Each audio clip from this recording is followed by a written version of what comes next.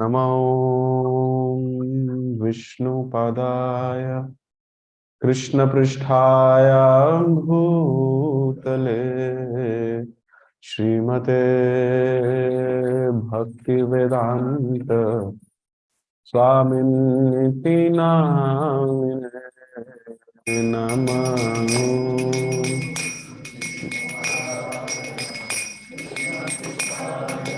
Little louder, please. श्रीमते भक्तिवेदांत स्वामिनिति नामिने नमस्ते सारस्वती देवे गौरवाणी प्रचारिणे निर्विशेष शून्यवादी पाश्चात्यादेशतारिणे नमस्ते सारस्वती देवे गौरवाणी प्रचारिणे निर्विशेष शून्यवादी पाश्चात्यादेशतारिणे जय श्री कृष्ण चैतन्य प्रभु नित्यानंद श्री अद्वैत गदाधर श्रीवासादि गौर भक्तवृंद जय श्री कृष्ण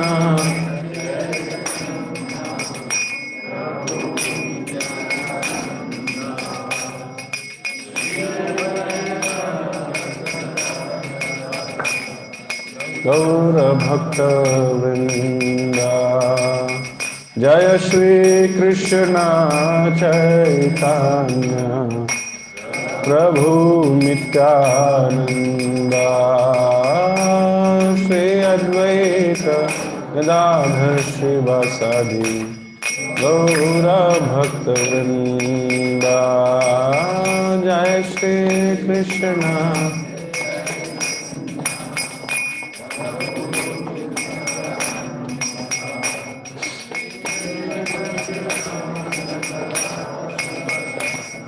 गौर भक्तवृंद जय श्री कृष्ण चैतन्य प्रभु नित्यानंद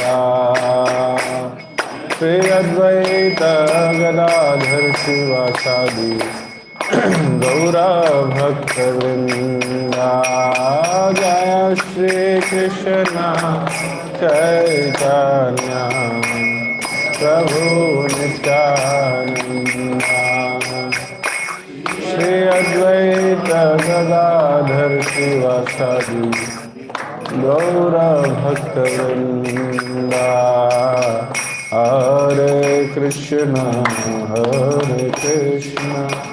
कृष्ण कृष्ण हरे हरे हरे राम राम राम हरे हरे हरे कृष्ण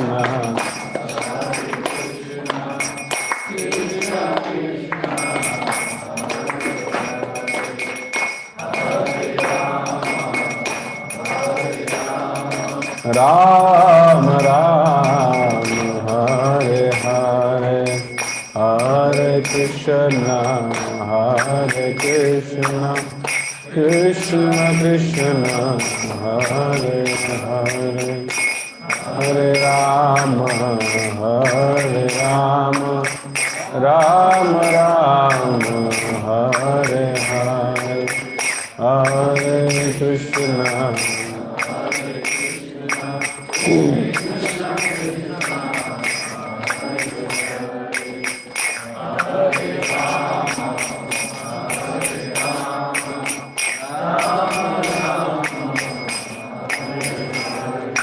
हरे कृष्ण हरे Krishna Krishna Krishna Hare Hare Hare Ram Ram Ram Hare Hare Hare Krishna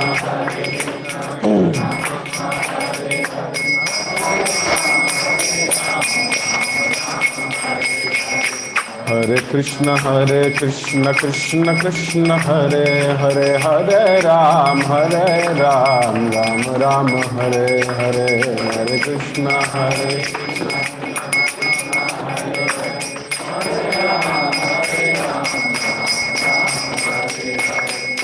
Krishna Krishna Krishna Hare Hare, Hare Ram Ram Ram Hare Hare,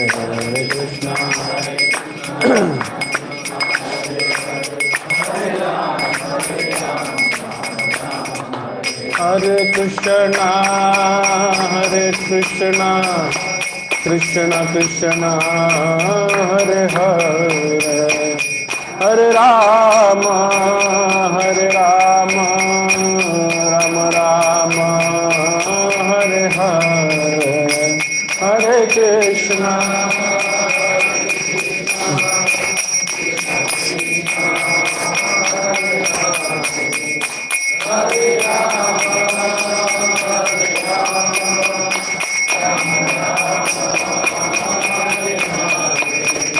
Jaya Gandharvika Giridhari Gandharvika Giridhari Gaura Hari,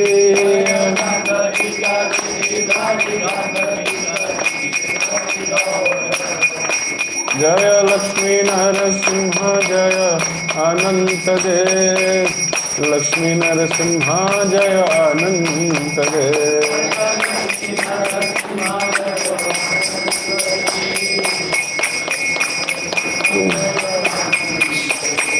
Jaya Pancha Tattva Jaya Pancha Tattva, Pancha Tattva Jaya Pancha Tattva,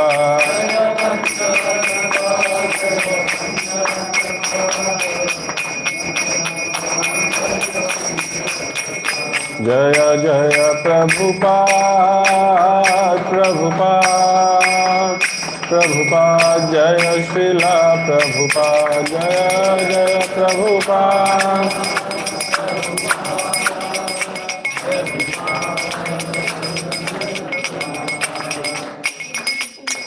युग धर्म हरिनाम संकीर्तन यज्ञ की जय, श्रीमद् भगवद गीता की जय, श्रील प्रभुपाद की जय।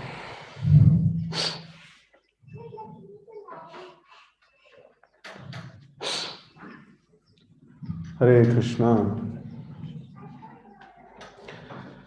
So, we are discussing how to control the mind and how to have a regulated lifestyle.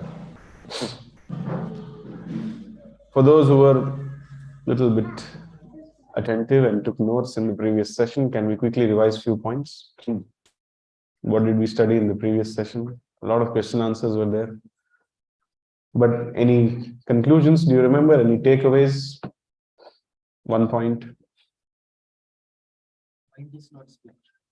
Mind is not a spiritual entity, it's a material entity. Yes. So one needs to learn how to control the mind, of course. Is mind control optional? I'm okay not controlling my mind. I'll just live with my mind. It's not optional. It will kill you. If you do not control, it's like an enemy. Either you die or the mind comes in under your control. There are only do or die situations. So that's how important mind control is. Any other aspect? Mind is Krishna's energy. How do you say that?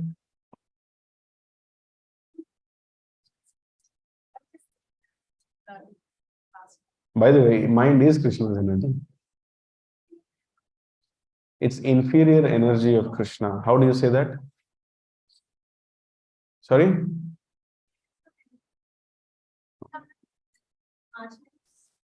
Okay.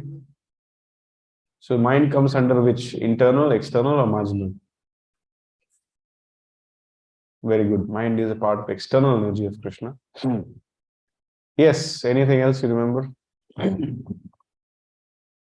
One who controls the mind is the best friend, and one who is not able to control it is the greatest enemy. Yes, one who learns to control the mind is the best friend, and one who doesn't know how to control, it's the worst enemy. Bhagavad Gita 6.6.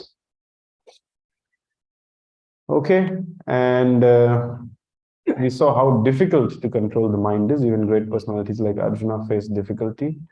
And we understood that the mind is looking for happiness, but it doesn't know what is happiness and where the definition of what is the right definition of happiness, and how to get it. The mind doesn't know, so therefore it's going crazy. In general, the idea of mind's happiness was exploitation, accumulation, supplying the needs of the senses, and association with the opposite gender. And all this was happening because of a wrongly set goals. We see that someone is having money, so he's happy, so we want to get money, become that, achieve that, buy this product. Ads are telling, people are telling. So we had not heard from the right source, therefore we made the wrong goals. And life wouldn't have been so miserable, we concluded, if we would have heard from the right source, such as the Bhagavad Gita or Srila Prabhupada, etc. And then we saw how the miseries come. Lord Krishna is saying an intelligent person does not take part in the sources of misery which are due to the contact with material senses. O son of Kunti, such pleasures have a beginning and an end, and so the wise man does not delight in them. This is a very deep principle. Now, it depends how you look at the Bhagavad Gita. Some people may say it's very basic. Some people may say it's very deep. Some people may say it's wonderful. Some people may say it's out of the box. Some people may say it's spiritual. So, degree to your advancement in spiritual life, to that degree you can appreciate the Bhagavad Gita. Very recently, I met a person, a disciple of Srila Prabhupada, who has read the Bhagavad Gita 430 times. And he is still telling that there is so much more to explore. And there are some people who say it is basic. I need higher stuff. Yes, somebody said something. So, this is a very nice sense statement. Krishna says, Ye hi samparsha jab hoga. The senses are there and the sense objects are there. The senses want to enjoy the sense objects. As soon as the senses come in touch with the sense object, dukkha yonaya evate. There is a pregnancy of misery. That means in future you will get misery. Adya antvanta kaunteya. But such pleasures have a beginning and an end. There is no question of happily ever after. Adya antvanta kaunteya nateshu ramadaya pudha. Understanding that I am eternal and I have no beginning and end. A wise man does not take part in getting pleasures through sensory perception or through the combination of the senses and the sense objects. If someone can understand this one single verse of Bhagavad Gita nicely and learn how to apply it in life, they will never be unhappy in life. This one single verse is the sutra for all happiness. It depends upon you how much you realize this and how much you apply it.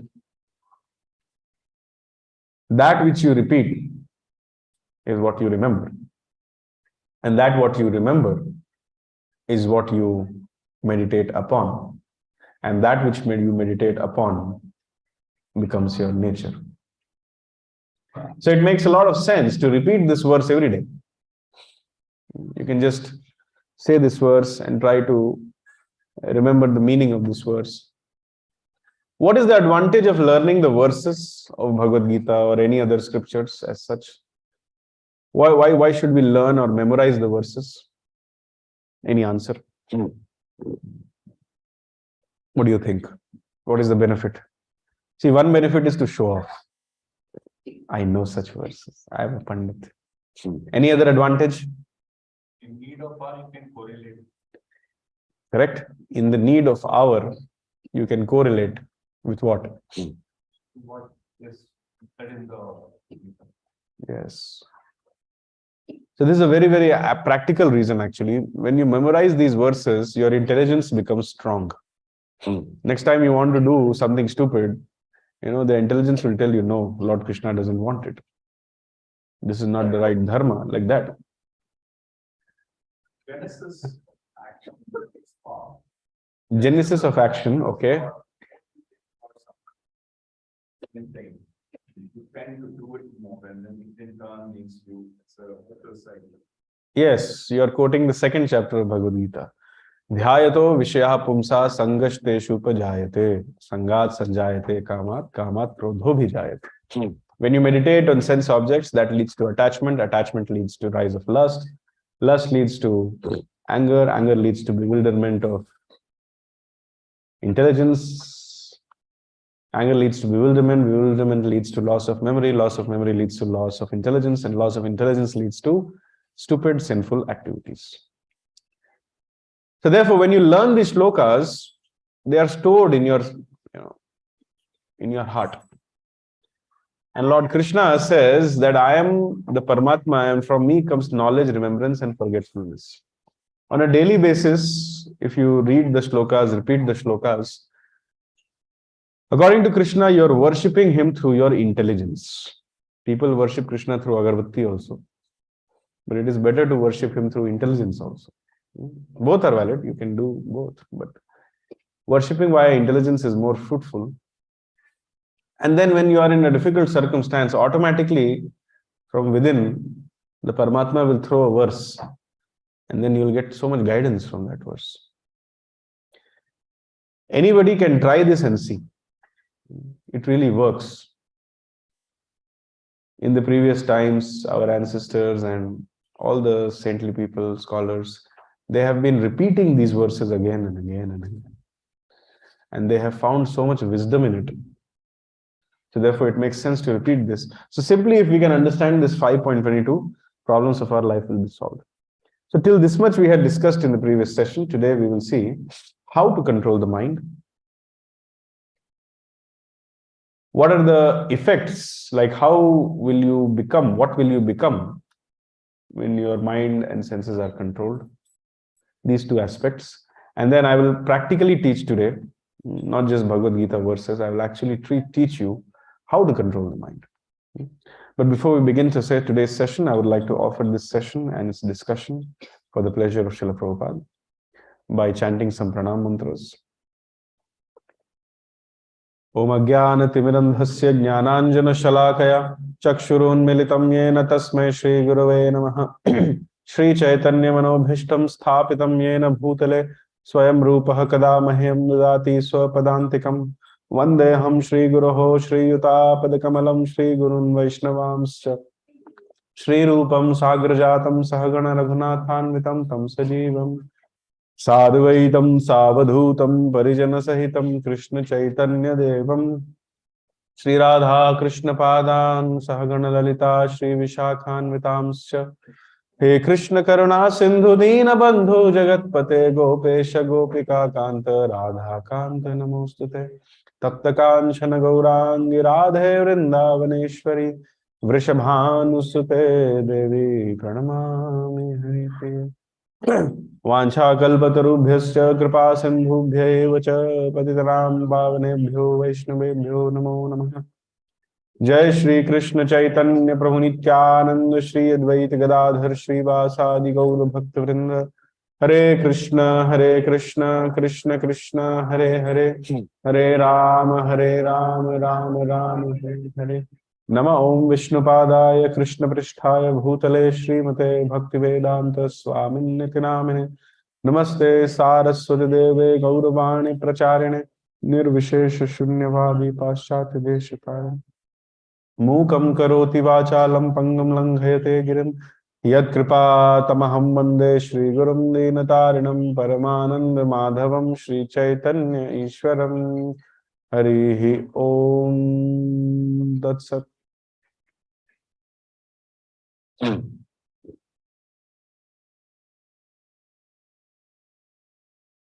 Hare Krishna. So can people, it's winter, just try to don't sit in a spaced out way, otherwise you will get spaced out. It's better to have a compact seating arrangement.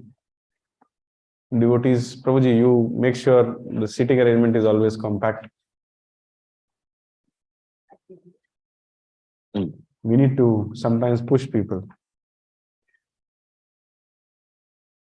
So now the science of mind control. For that, you need to understand what is the mind and what is the functional document of the mind. Please repeat with me. Indriyani paranyahur indrebhyah param manah manasastu para buddhir yo buddhi paratastu saha. Yes, someone can read the translation. The working senses are superior to dull matter. Mind is higher than the senses. Intelligence is still higher than the mind. He, the soul, is even higher than the intelligence. Yes, so here is the hierarchy. The working senses are superior to dull matter. So this, suppose, let's take an example. This, does not have consciousness. It is dull matter. So the senses which I have, they are superior to dull matter. And then the mind is superior to the senses. Higher than mind is the intelligence, and higher the intelligence is the soul. So this is the hierarchy. Not only the Bhagavad Gita talks about this, but the Katha Upanishad 1.3, shloka number 3 and 4, they also talk about the same thing. In fact, Katha Upanishad, Krishna has explained it in just one line. But Katha Upanishad gives an analogy by which we can further appreciate the depth of Krishna's statements. Atmanam rathinam vidhi shariram rathame cha buddhim tu sarathim vidhi manaha pragraham evacha indriyani hayarahur vishayamsteshu gocharam atmendriya manoyuktam bhukte tyahur manishinaha. So the Katha Upanishad helps to understand this verse for 3.42 in a much better way. It says, the individual is the passenger in the car of the material body. Krishna compares this body to be a chariot or a car. Yantra rudhani mayaya. In another place, Krishna says this is just a yantra. This body is just a machine. So the individual is the passenger of the car of this material body, and the intelligence is the driver. You can see here, I will use my laser pointer also to show you. So this soul is you, the real you. And your intelligence is the driver of this chariot. The mind is the driving instrument. So what is the driving instrument here? The ropes which the charioteer is holding in his hand is the driving instrument. The 5 senses, you see, they are compared to 5 horses, like the sense of sight, the sense of smell, the sense of hearing, the sense of eating, the sense of whatever. The 5 horses are compared to the 5 Jnanendriyas, the knowledge acquiring senses. And this is the comparison. So the Katha Upanishad says the self is thus the enjoyer or the sufferer in the association of mind and senses. So it is understood by the great thinkers. Now these horses, they are an example. You see all these 5 horses, they want to do something. One horse wants to run in another direction. Another horse wants to stand. Another horse wants to jump. So all these horses, they are attracted towards their different sense objects. They want to do their things. And they are being controlled by the mind. So mind is the seat of all senses. All sensory activity happens on the stage of mind. So if you want to control the mind, first you have to control the senses. Now, how to control the mind? The mind is the rope. The rope is controlled by a strong charioteer. If the charioteer is very weak, like, oh, okay, wherever the chariot is going, it's the will of Lord, let it go there. Suppose you sit in an Uber car or whatever car, you've hired it, Uber, Ola, whatever. And then you sit in it and then you tell the driver, take me to destination A. But the driver is telling, I don't know what my hand is doing. Automatically it is putting the gear, automatically it's taking left, automatically it's taking right. And what will happen? You'll meet with an accident or you'll reach the wrong destination. So the intelligence has to be strong. The intelligence becomes strong by regularly reading the Shastra and meditating upon the Shastra. That makes your intelligence strong. So if your intelligence is strong, it can hold the mind properly. And when the mind is controlled, the senses cannot loiter here and there. And whom should the intelligence listen to? You see this chariot example and tell me, the intelligence is compared to the charioteer. So whom should the charioteer listen to? Soul, yes. Soul is a part and parcel of Krishna. Jivero Sarup Hai Krishnera Nityadas. By nature, the soul is a loving servant of Krishna. So only when the intelligence becomes devotional, then you can understand that the intelligence is following the soul. Because the real nature of the soul is that it is a loving servant of Krishna.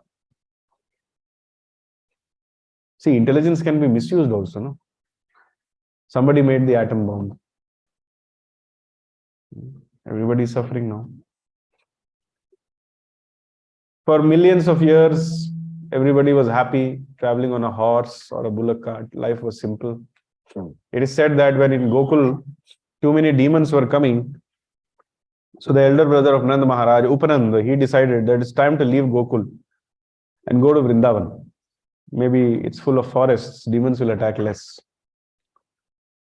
And the people, they had been living in Gokul for many, many years, hundreds and like generations. So you can imagine they must have settled there properly. But as soon as they heard that, okay, Krishna is in danger, we have to migrate, in one night,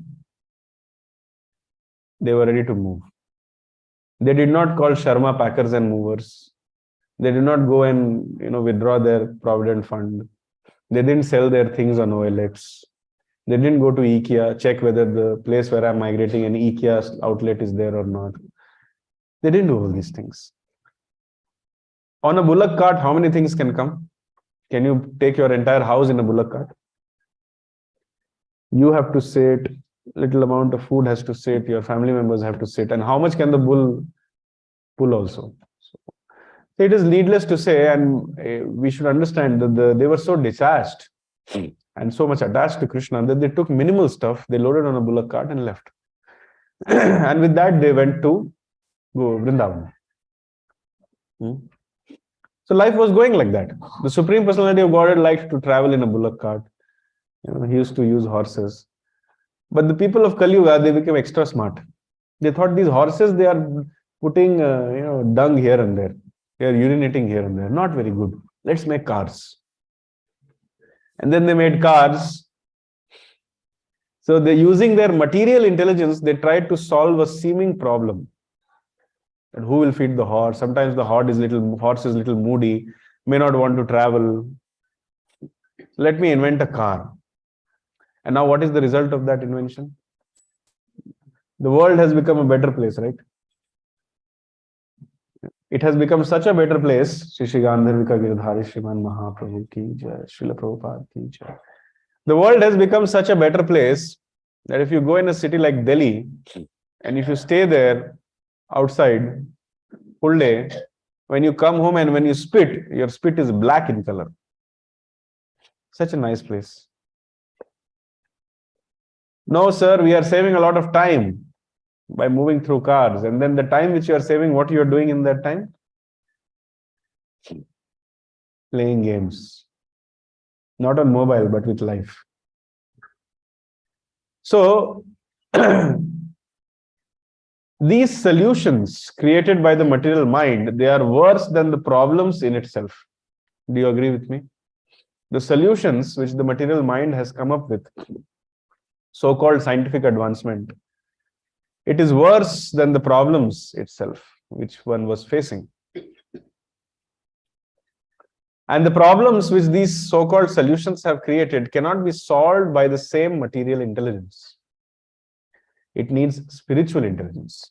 Therefore, we need spiritual solutions to the material problems of life. Please understand this point.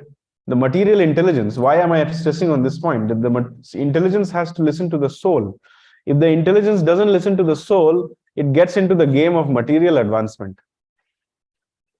Material advancement is like a child building castles on the sea beach. One wave of ocean will come, or the sea will come, and everything is finished. The child can play and be happy as long as the father or the parents, they allow the child to play. Similarly, this so-called material advancement will go on as long as Krishna will allow. One single aspect of Krishna, that is time, will destroy everything.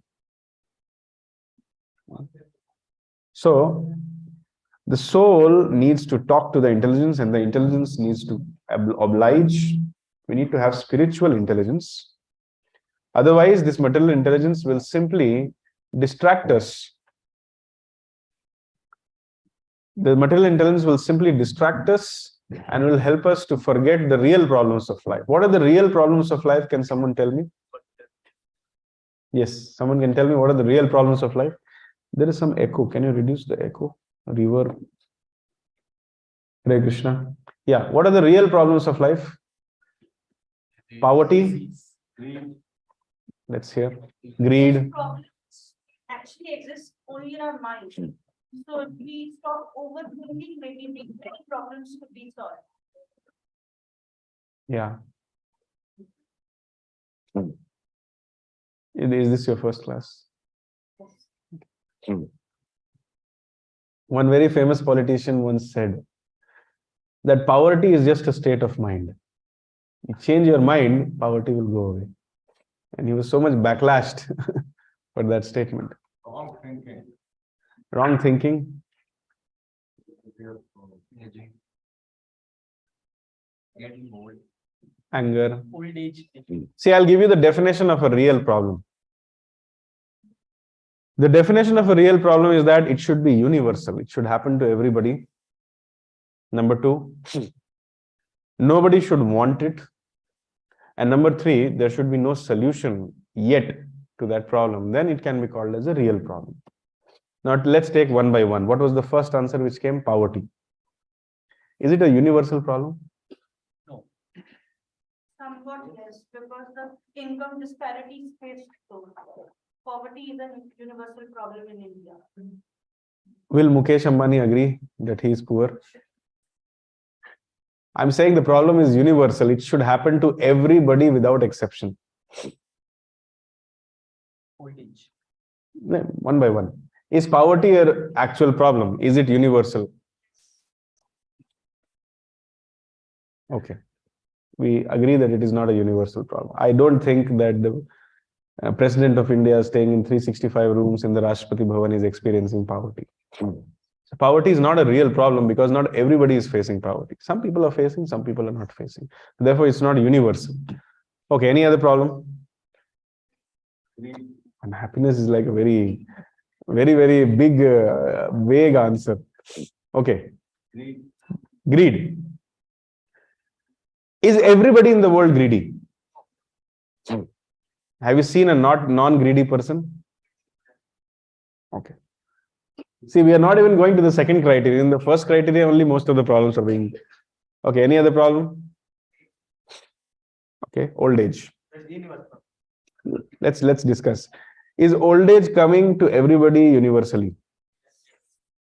Everybody becomes old. Have you seen a person who is not becoming old? Everybody is becoming old.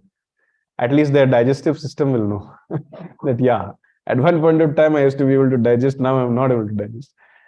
Okay. Is old age, like the second condition was that nobody should want it. Is anybody wanting to become old? Everybody likes to be young. Their senses are young. Their body is young. They like to run, the sun coming in the face and then jumping from one place. So everybody likes to be young.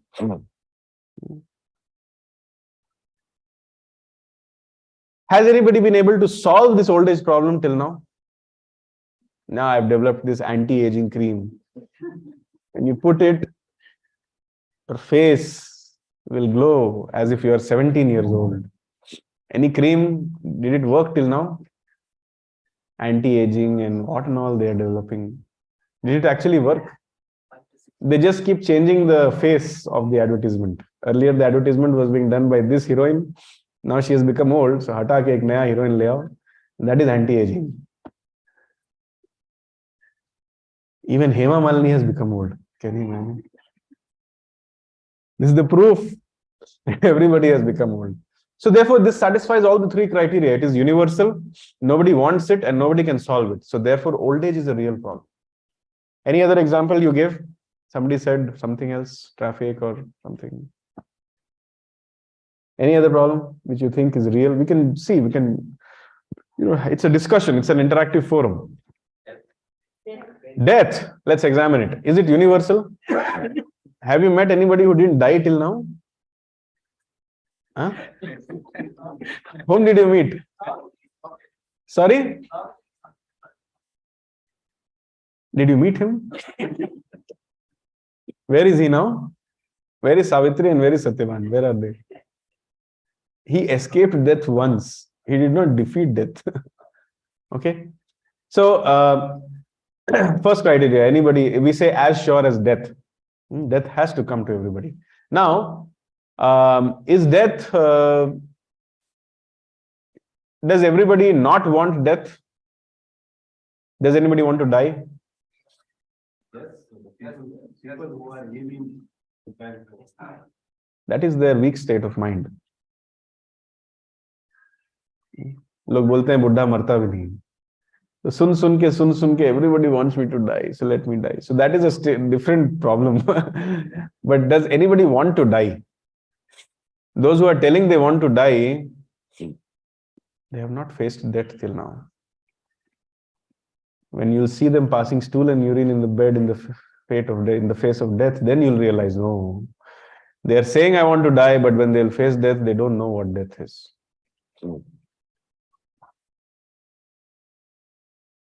Nothing is as horrible as death. Does anybody want to die? I don't think so. And has anybody solved this problem of death?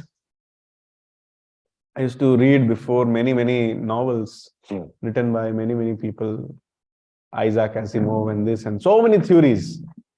There was a theory once that at a particular temperature, all bogus theories, that at a particular temperature, when the person is about to die or before death, you take the body to a particular temperature and in 1 second freeze the body. Then the body will remain in that coma state for many years, and then you again, when you defreeze, the person will start working again. It's called as Fahrenheit 436, something like that. Proven? Sorry? Is it proven that? I mean, nobody can prove. It's just theories. Nobody can prove. These fictional stories and the claims of the scientists is like a post-dated check. Suppose I owe you some money and I don't have that money, but I write a post-dated check that after 2 years I'll give you 1 crore. Will you accept it? I owe you money and I have no money, and I write a post-dated check to you of 2 years later. Will you accept that check? Trust no future, no matter how good it is. So these scientists, they will say, oh, in 1970s, they were telling we'll conquer death, we'll defeat death, we'll do this, we'll do that. 40 years have passed, till now nothing has happened, but still they are like, we are trying our best. We'll defeat old age, we'll defeat death, we'll defeat diseases. So many so-called medical advancement, year after year, new medical technologies are coming up. But have you seen that the diseases are also increasing with that? When this medical technology was not there, 500 years ago, nobody used to wear spectacles only. But now so many these things, that things are coming, and we see new kind of diseases. Do you see a correlation? As the technology, medical advancement, or as the technology is rising, the diseases are also rising. The lifespan is also decreasing. The old age is also more paralyzing. The death rate, okay, death rate cannot increase. Death rate is always constant. It is 100%. So the people who say in India, the mortality rate is very high. You should tell them, no, the mortality rate is not high. It's constant, 100%. Everybody who takes birth in India dies in also. Same is the case in Europe. So therefore, we agree that all this traffic, poverty, pollution is not, they are not real problems. The real problem is birth, disease, old age, and death. And if your intelligence is not spiritual, then it will be distracted by these temporary problems. You'll forget what are the real problems of life. Okay.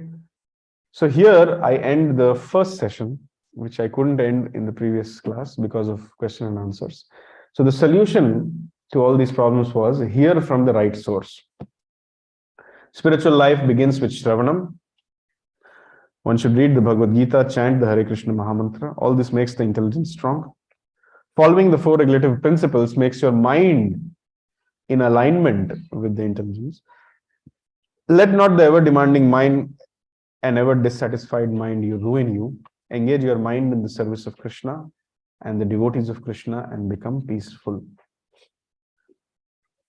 If we would have heard this and trained ourselves right from childhood, we would have been different personalities today. But because we heard "Aapke toothpaste mein namak hai kya," so our mind has become very salty like that. So in today's discussion, we'll see how does the mind function, the tips to control the mind, sense control and its benefits, and then a very probable question, many people would ask that, "Humse nahi hoga to kya karenge? What if I try and if I fail?" And there's a special announcement at the end and some practical tips for the day. So how does the mind function? I showed the answer before only. Okay, how does the mind function? It functions on likes and dislikes.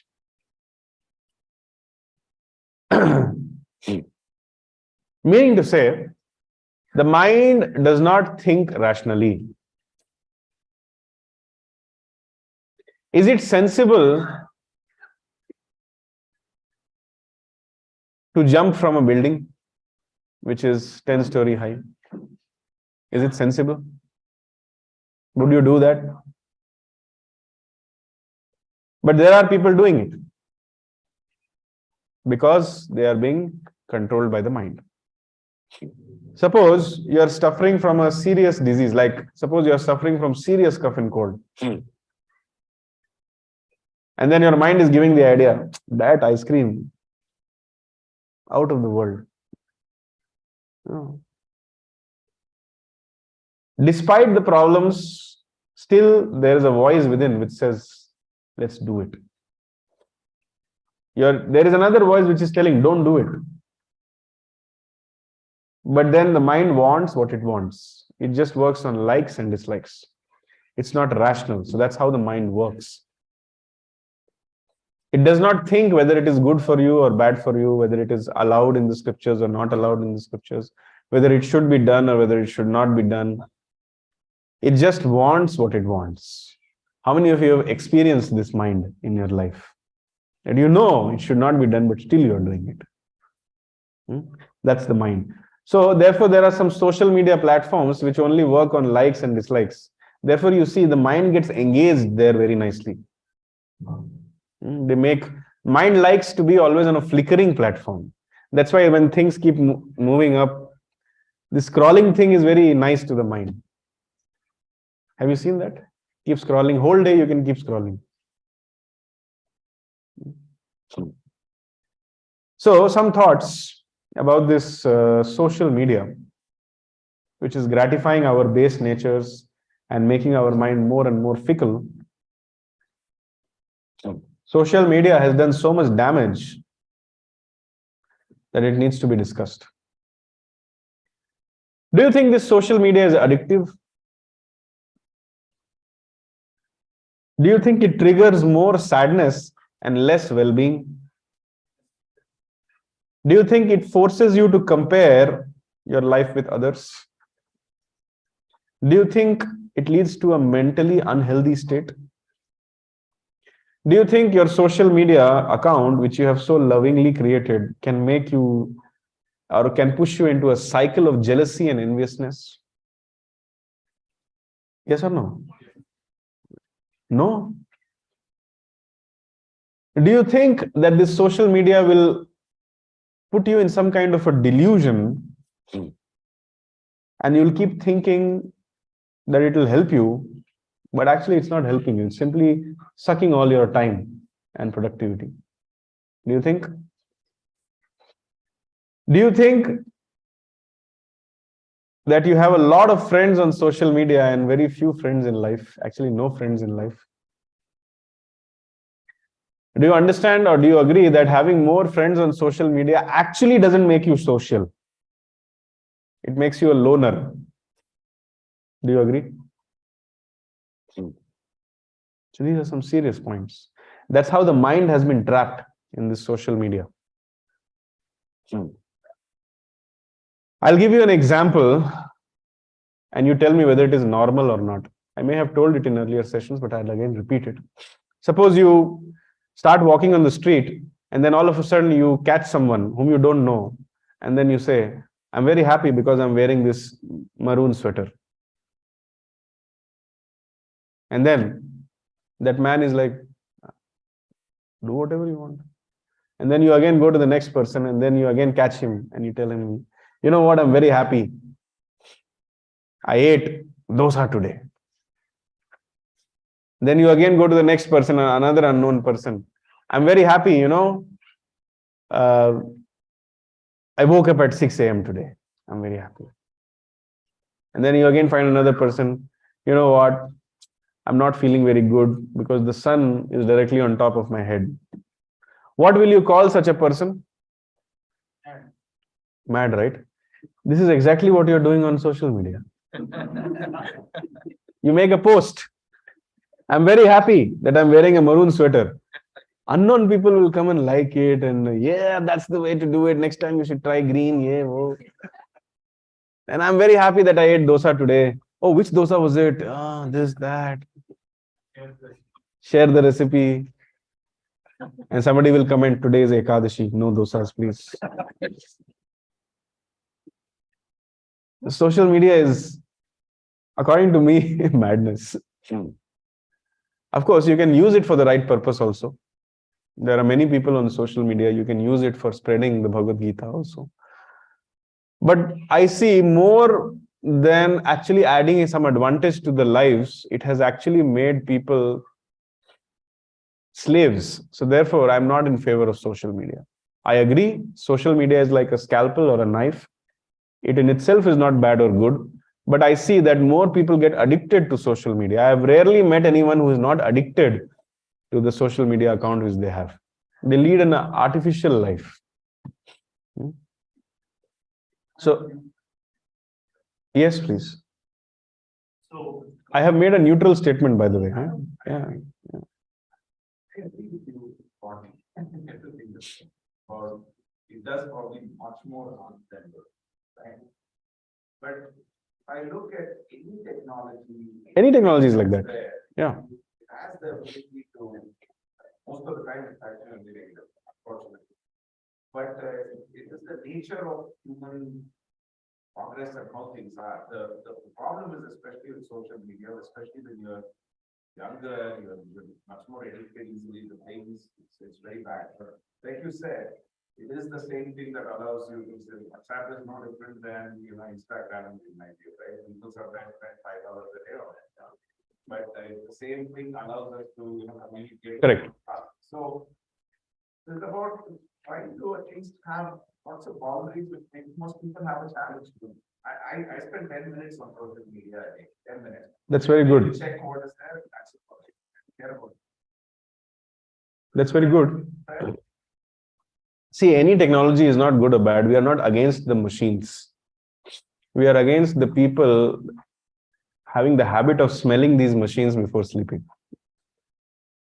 So if somebody wants to enter a house on fire, they should first know the art of extinguishing the fire. So if somebody's mind is not in control, if somebody is not on a spiritual platform, they're not qualified to deal with such things. That's what I'm trying to say. So I'm coming to that point that see, these technologies, they are nothing. If you compare to the subtle technologies or the higher levels of technologies which we read about in the Bhagavatam and in the Vedic scriptures, these are nothing.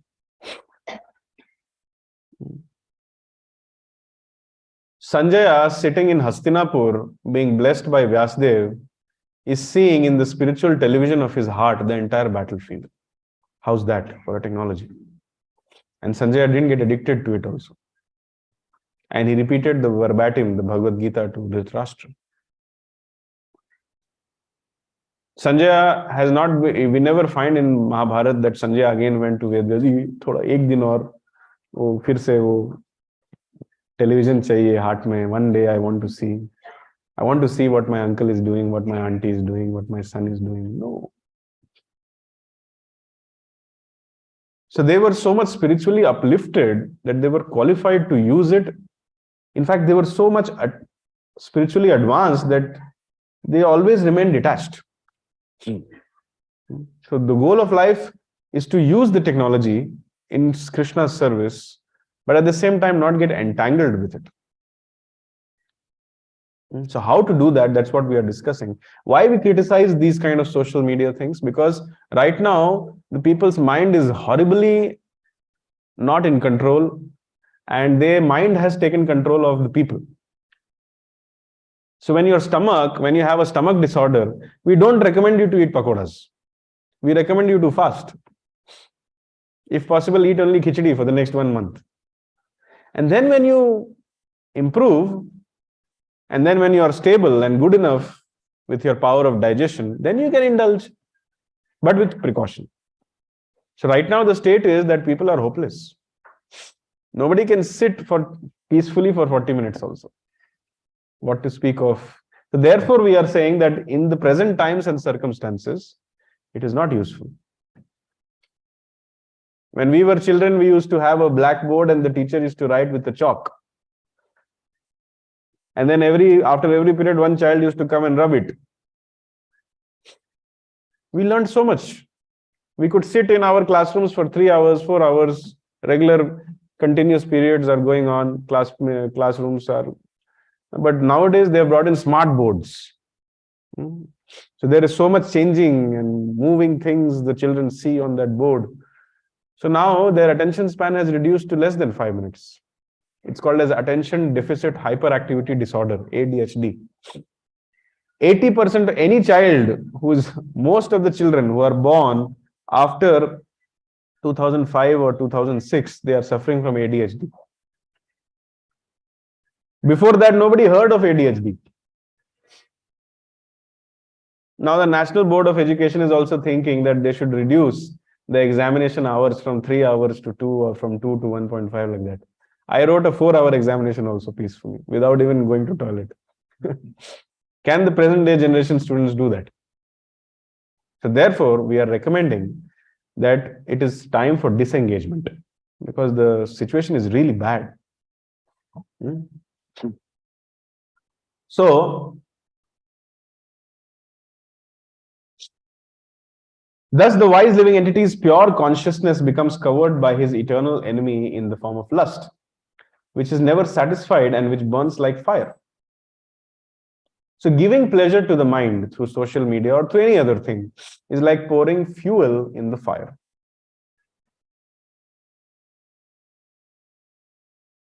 This gives also rise to the lust. See, people become lusty to spend time on the social media.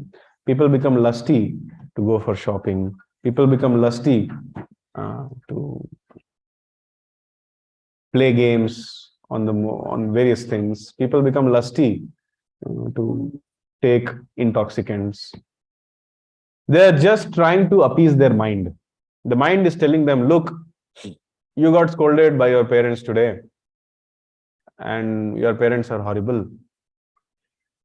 So the best thing to do is to just go to that party and drink. And don't come back home. And the intelligence is telling from inside, there are two dogs inside you. One is the good dog, one is the bad dog. Now, the problem is that we have fed the bad dog so much that it barks very loudly. Go and drink. And the good dog is, no, don't drink, don't drink. Go and drink. The good dog is like, the bad dog wins. But if you read the Bhagavad Gita, and if you feed the good dog, then the good dog will overpower. It will tell, you idiot, you're getting this bad idea. Go and curse yourself somewhere. You should never do this. I'll never trust you. Then the good dog takes over. So it depends on which dog you are feeding. If you feed your intelligence with the right spiritual content, it will rule your mind. And then you'll lead a happy life in the mode of goodness. And if in that condition, if you chant Hare Krishna, you'll hit the Shuddha Sattva state in the transcendental mode. But if you do not strain your intelligence, if you become very materially intelligent also, or if you do not become intelligent also, then your mind will take over and then it will drag you to the hellish existence. And then the biggest problem is these lusty desires. They will cover you in various degrees. Someone is covered more, someone is covered less. Bhagavad Gita describes, as the fire is covered by smoke, as mirror is covered by dust, or as embryo is covered by the womb, the living entity is similarly covered by different degrees of lust. See, fire covered by the smoke, you can see the fire burning. So that is not such a great covering. You can recover from that. But mirror covered by dust. Can you see your face in the mirror if it is covered by dust? No, that's a much more severe covering. And the embryo covered by the womb, that is a much more serious covering. You really cannot do also. At least you can clean the mirror. But what can you do to the embryo in the womb? Nothing. So the consciousness becomes dull when it is covered by lust. For example, the plants. Even if you go and cut them, they cannot retaliate. That's a very, very severe covering of lust. Because in their previous lives, they were very lusty. The Bhagavad Gita says those who expose their body too much, in their next life, they'll become plants or trees standing naked like this for thousands of years in wind, rain. That's the punishment from the laws of nature. So there is a very thick covering of lust. The covering is so thick that even if somebody goes and cuts those trees, they cannot retaliate. So we have to understand that all these things is happening because we are listening to the mind. So therefore, in spiritual life, the primary advice is never trust your mind. Never listen to your mind, never trust your mind. My spiritual master said, that means spiritual master of Prabhupada said, Srila Bhakti Siddhanta Saraswati Thakur, he said, that as soon as you get up, you should beat your mind with a broom 100 times. And before sleeping, you should beat your mind with a shoe 100 times. That's how you should treat the mind. In spiritual life, it is very good to disregard the mind and ignore the mind. And only a hero can ignore their mind. See, one may say that I have led a spiritual life for the last 40 years. Now, actually, my mind is in the mode of goodness. It does not have any passionate or ignorant desires. It has only goodness desires. But still, you can't trust. Best example is Bharat Maharaj. He ruled the planet for lakhs of years. And then in his youth, he gave up everything and went to the Badrika ashram to do meditation. He gave up his beautiful and obedient wife and nice children. He was the ruler of the whole planet. He gave up that also, riches.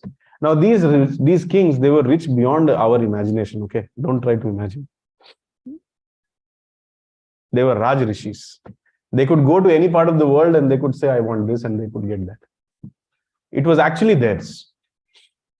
Now he gave up all that. Malavat, just like when we pass stool in the morning and we just flush it off without seeing, like that he gave it up. Went to Badrika Ashram and came to the level of bhava. When he used to chant Hare Krishna, his body used to shiver and tears used to come out of his eyes, remembering the name, form, qualities and pastimes of Krishna. But the biggest mistake which he made was he trusted his mind. One day, as he was sitting and chanting Hare Krishna, Krishna Krishna, Hare Hare, Hare Ram, Ram Ram, Hare Hare. Just like when you are chanting, your mobile keeps calling you. come and check me, come and see what new has come. But you should not trust your mind. You should ignore the mobile for the next 2 hours. Bharat Maharaj was chanting Hare Krishna, and all of a sudden in the valley he heard the roaring of a lion, loud roaring. Now he was there in a valley, it was a jungle, all these things keep happening, but he decided to break his chanting and go and see kya ho raha hai. Then he saw that one lion was chasing a pregnant deer, and the deer was running very fast, and the lion was chasing, roaring. Deer was very afraid. They came in front of a stream, and then the deers knew that the only way to save myself from the lion is to jump across the stream. Now deers are very good at jumping. So the deer took a leap, went back a little bit steps, and then made a big jump. But the lion almost also started jumping and almost scratched the body of the deer with its paw. And when that happened, the deer became very afraid. So afraid that in the air only, in the trajectory, in the flight, it had a miscarriage and delivered the baby into the water. And then it ended up falling on the other side of the stream. When the mother saw the baby fallen in the cold waters of Badrikashram, it thought that anyways my baby will not survive. Seeing that and having that injury from the lion, the mother died. Now the lion thought, so much less flesh in the baby. Who will take the trouble of entering these cold waters? Lion also went back.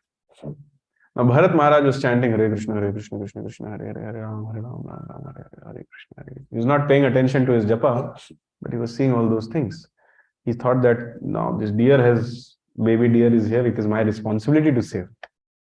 Bharat Maharaj didn't think that he gave up the whole kingdom and everything to get Krishna, but now he's thinking it's my responsibility to save this baby deer. So he comes down, he picks up the baby deer and takes the baby deer up in the ashram. Now, whole day he used to think, where is the baby deer? Hare Krishna, Hare Krishna, Krishna Krishna, Hare. Where are you? Hare Krishna, Hare Krishna.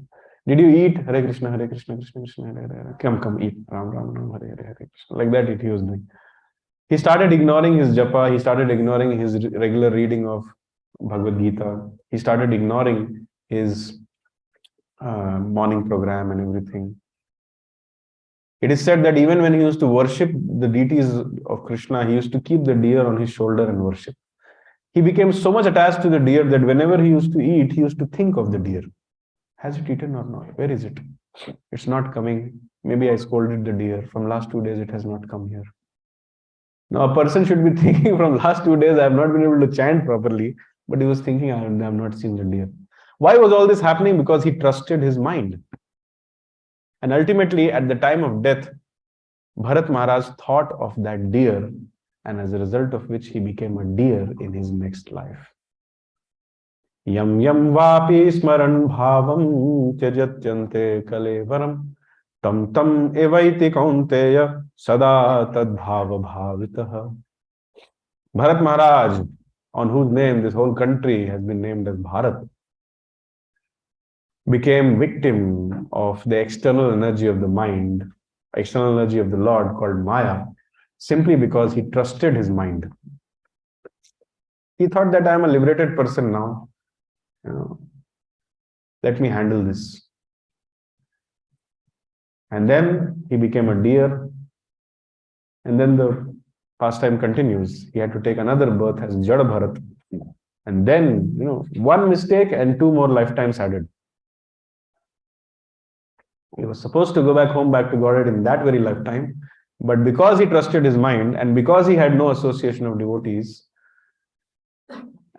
he continued for another 2 lifetimes. And then a detour happened, basically. So basically what I'm trying to say that even if you think that you are very, very spiritually advanced, still you should not trust your mind.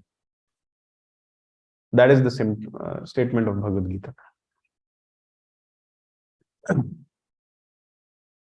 Now, this I have already discussed. The senses, the mind, and the intelligence are the sitting places of the lust. Through them, the lust covers the real knowledge of the living entity and bewilders them. So, if you want to fight this lust, you should know where it resides. So, therefore, you have to purify your senses, your mind, and your intelligence. Your senses should not be running behind sense objects. Your mind should not be allowing the senses to run behind sense objects. Your mind should not be materialized, but it should be spiritualized. And similarly, your intelligence should also be spiritual. You have to defeat the lust sitting in mind, intelligence, and senses, all these three places. Can't take risk. So mind works in, we are discussing how the mind works. Mind works in two states, bhoga and tyaga. I don't think I need to explain this. How many of you take New Year vows? That I will not do this or I will do this. And how much time are you able to sustain it?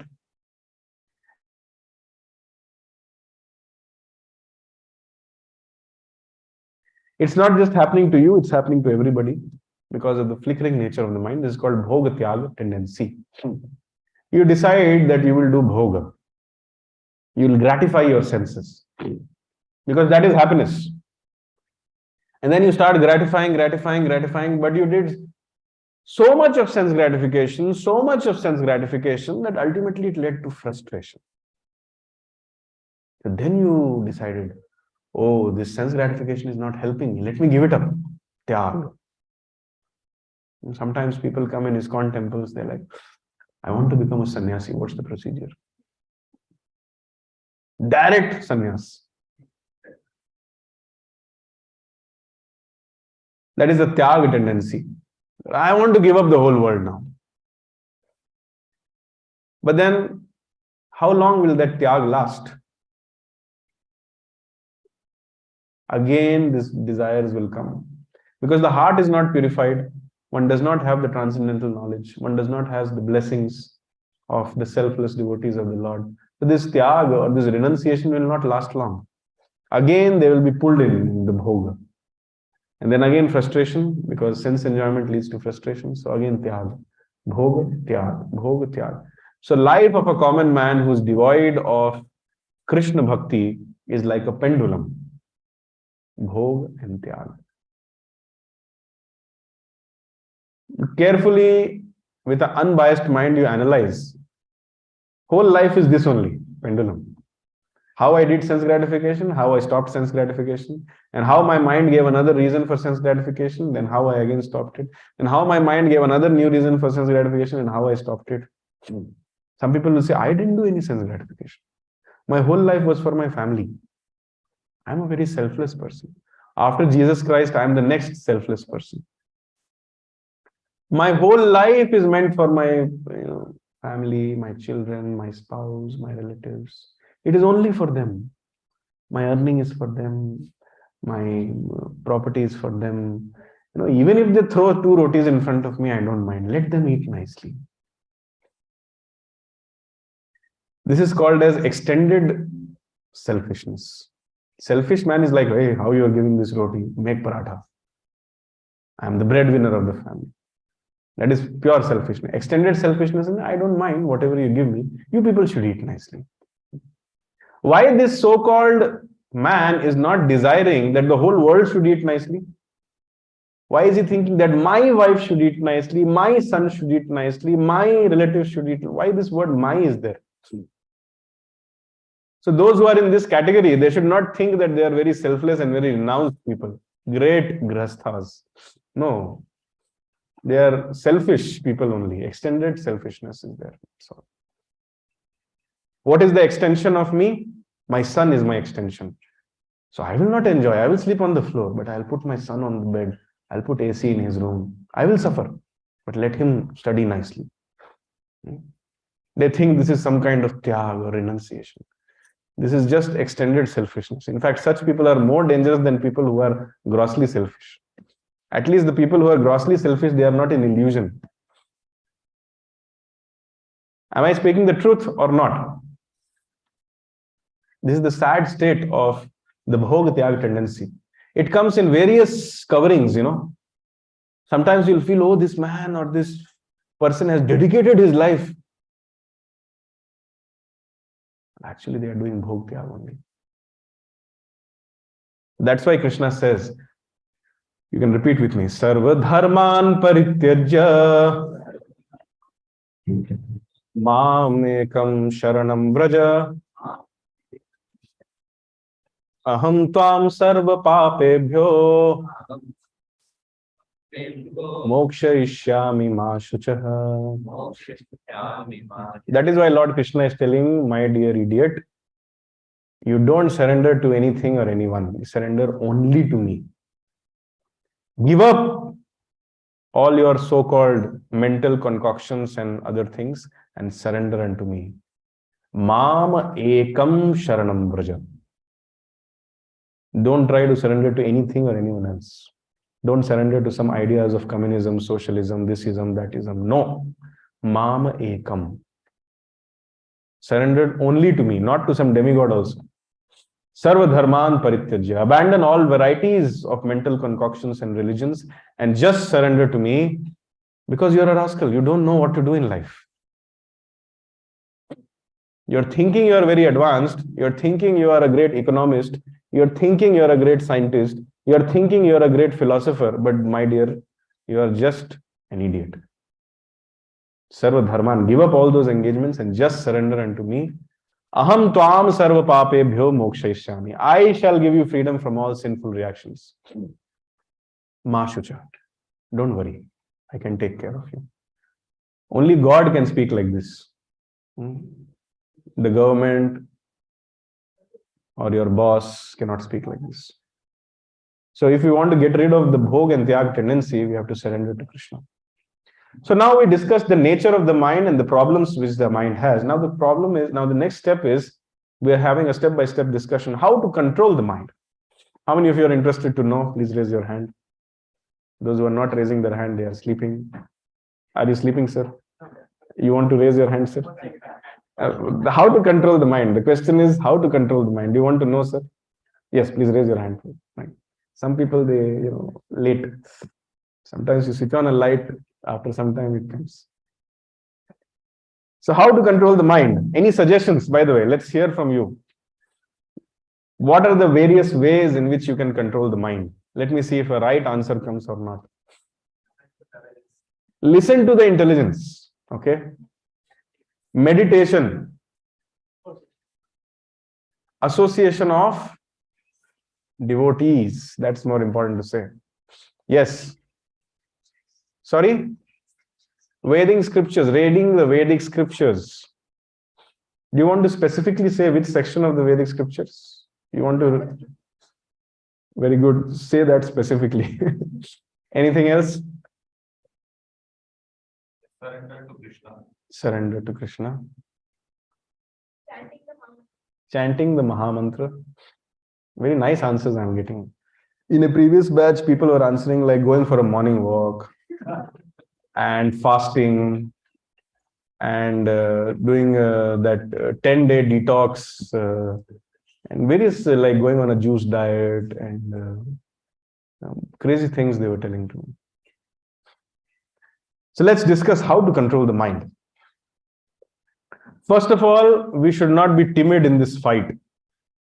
When the various onslaughts of material concoctions are covering our consciousness, we should not be like, oh, now I've been attacked by this ideology, I've been attacked by this attachment, illusion, enviousness, lust, anger, and greed. Now I just have to surrender. No, you have to be a fighter first. Suppose if somebody gets into your house and asks you to leave, how will you behave? You'll react, right? Retaliate. So like that, you have to behave. Okay? So give your mind first a positive engagement and tell it very clearly that you are not the master. You cannot decide what needs to be done. I will choose what to do and what not to do. There was a nice person who said a nice statement that our scientific power has outrun our spiritual power. We have guided missiles, but misguided men. So we need to regulate the senses, and training is simply being given these days to not control the senses.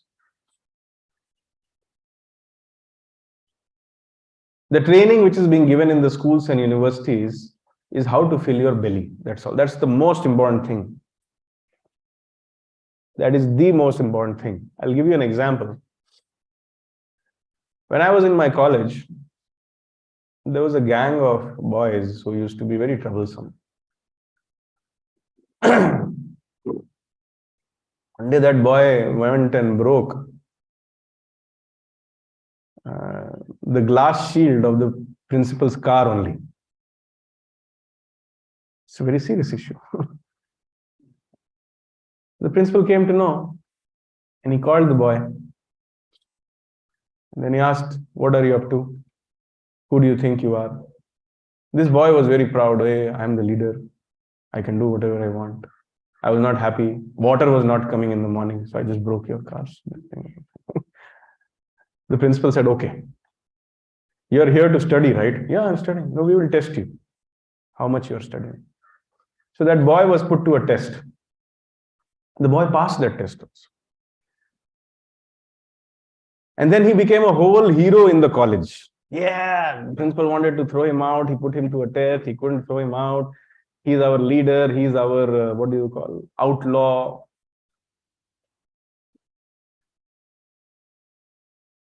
But what did that boy achieve in life finally?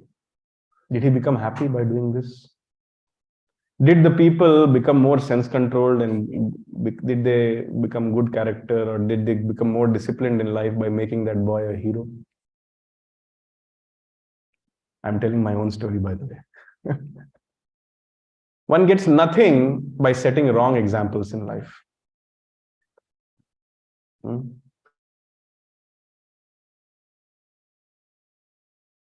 That I'm a hero.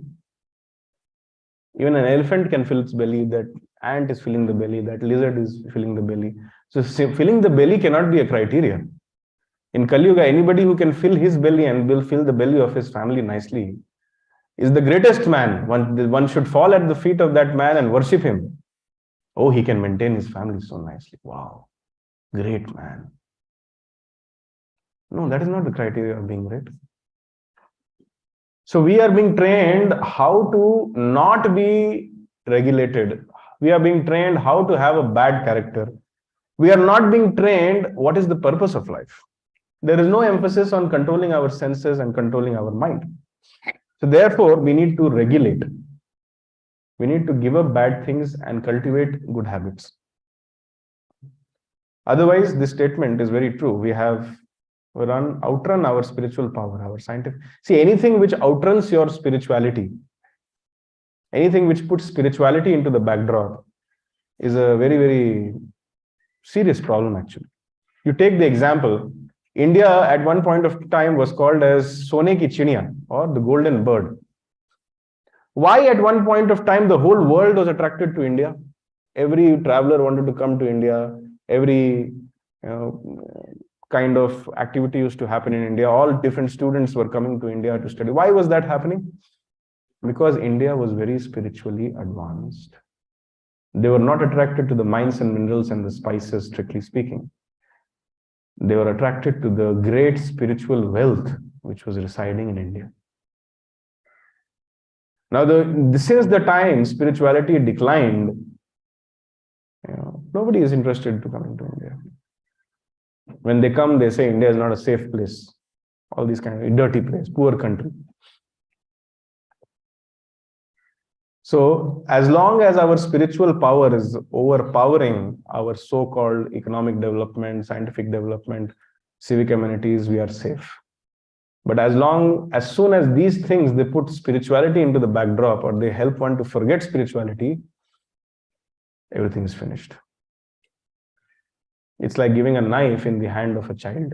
What will the child do? Child will slit its throat. That's all.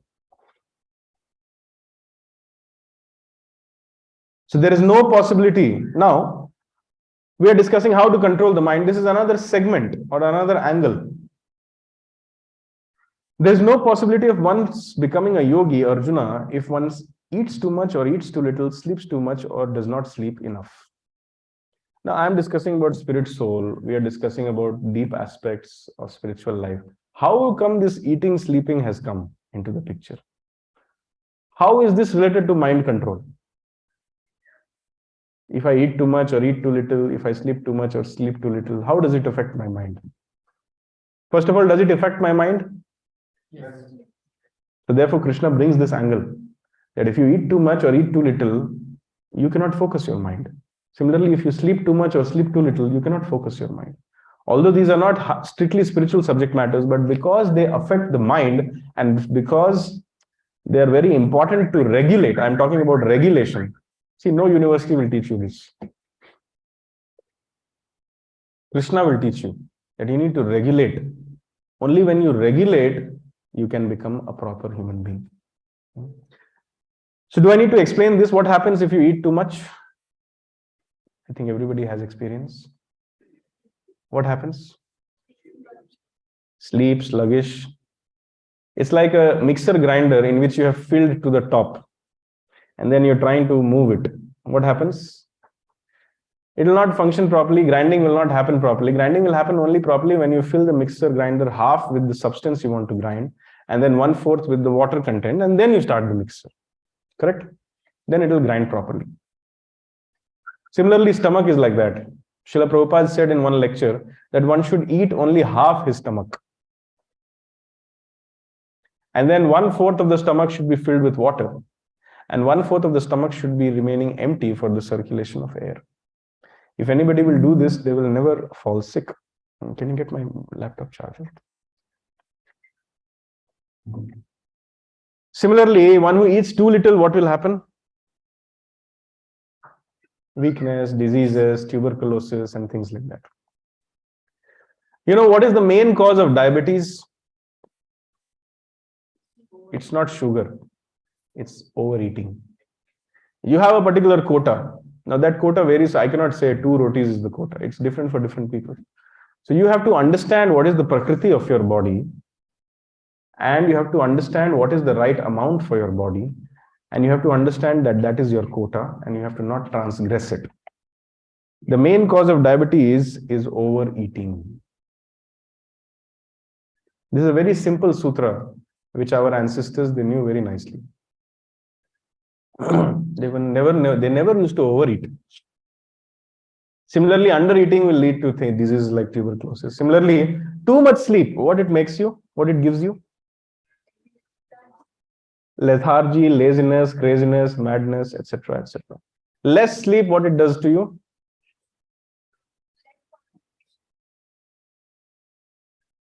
Less sleep, what it does to you? Yes, it will not replenish the body, and one cannot focus properly also. One becomes crazy. I had a friend who had some strange definition of spirituality that he should sleep less.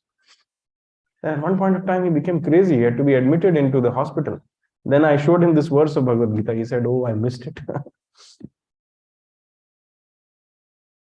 Okay. And then Krishna says, Yuktahara viharasya Yukta cheshtasya karmasu Yukta swapnavabodhasya Yogo bhavati dukkha. He who is regulated in his habits of eating, sleeping, recreation, and work can mitigate all material pains by practicing the yoga system. So, we have to lead a regulated life and not the pendulum life. This is not very difficult. If we can do this, then we will be. I'm talking about how to control the mind. The first step to control the mind is to have a regulated lifestyle. That means a regulation in eating, regulation in sleeping, regulation in recreation, and regulation in work. How many of you think that you are regulating your work at office or otherwise? Yeah, I'm fully regulated. I don't overdo or underdo. Therefore, if you are not able to regulate work at office, if you're simply burning the night lamp and working for 14 hours, 15 hours, appraisal chahiye, paisa chahiye, promotion chahiye, I want to shift to another domain or another company. So for that purpose, I'm just not doing a regulated work-life balance. You can never ever control your mind.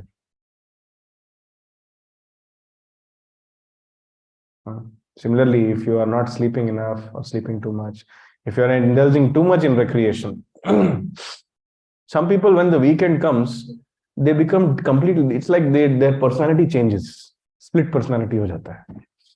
5 days, they are a completely different person, but Saturday, Sunday, they grow horns and tails.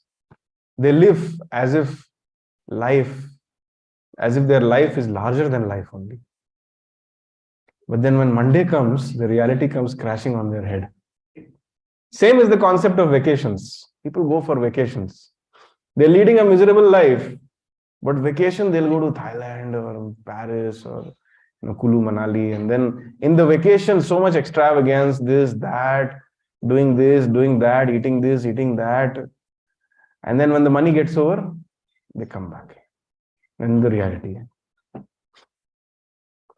So this whole concept of weekend drive or this vacation bash is the proof that a person is engaged in bhog tyaga tendency. Those who are leading a regulated lifestyle and those whose mind is under control, they don't need such weekend drives or vacation bashes here and there.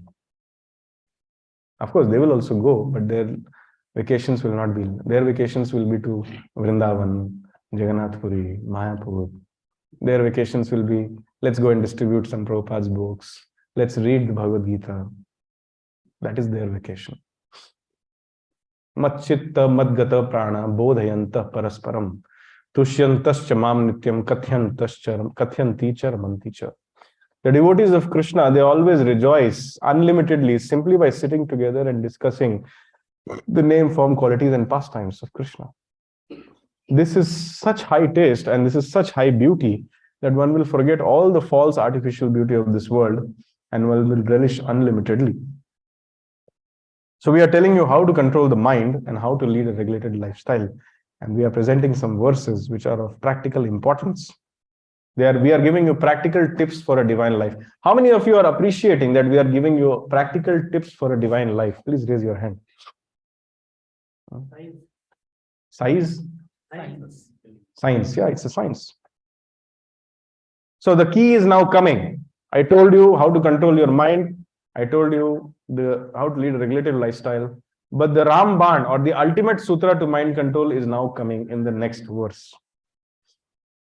Not in the next verse, in the next verse. But the question is, are you ready? Do I have your attention? Will you miss this? Okay. Shri Bhagavan Uvacha Asamshayam Mahabaho Manodurnigraham Chalam Abhyasena tu Kaunteya Vairagyena cha grihyate. This is the key. Controlling your mind. Can someone from Mataji's side read the translation loud and clear? Lord Krishna said, O mighty armed son of Kunti, it is undoubtedly very difficult to curb the restless mind, but it is possible by suitable practice and by detachment. Two things you need to know and you need to practice, or you need to have. That is suitable practice and detachment. Abhyasena tu kaunteya vairagyena cha grihyate. If you do not have detachment and suitable practice, you can never ever control your mind. Now, I will not explain this verse. I will directly go to the purport which Srila Prabhupada writes for this verse, 6.35.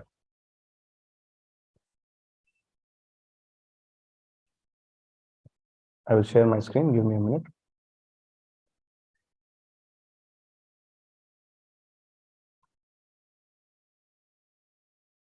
Are you able to see my screen? And those who are online, for them also I will share the screen.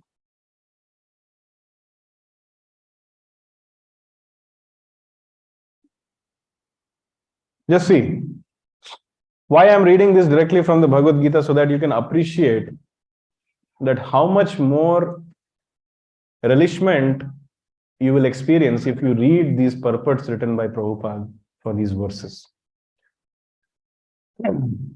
Lord Sri Krishna said, "O mighty armed son of Kunti, it is undoubtedly very difficult to curb the restless mind, but it is possible by suitable practice and by detachment."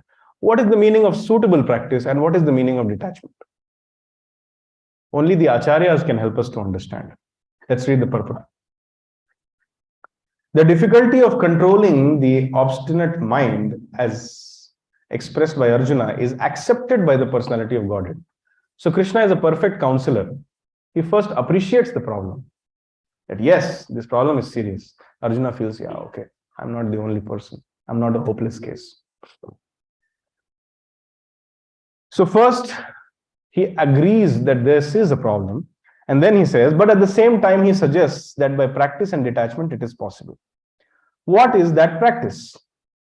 In the present age, no one can observe strict rules and regulations of placing oneself in a sacred place, focusing the mind on the supersoul, restraining the senses and the mind, observing celibacy, remaining alone, etc.